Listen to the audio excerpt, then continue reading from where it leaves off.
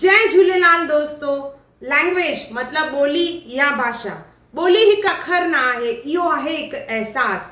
ॿोली आहे असांजूं जड़ूं जंहिंमां असां ठहियल आहियूं। ॿोली आहे असां सिंधियुनि जी एकता। ॿोली आहे असां सिंधियुनि जी सुञाणप।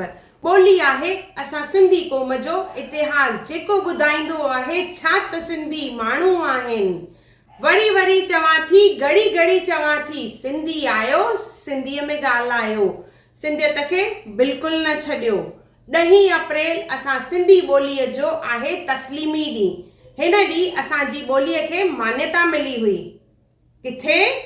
असांजी सिंधी ॿोलीअ खे भारत जे संविधान जे 8 शेड्यूल में शामिल कयो वियो हो 10 अप्रैल 1967 ते। असांजी सिंधी मिठड़ी ॿोली जंहिं ते असांखे फ़खुर आहे। 10 अप्रैल सिंधी लैंग्वेज डे जूं तव्हांखे लख लख करोड़ करोड़ वाधायूं। जय झूलेलाल।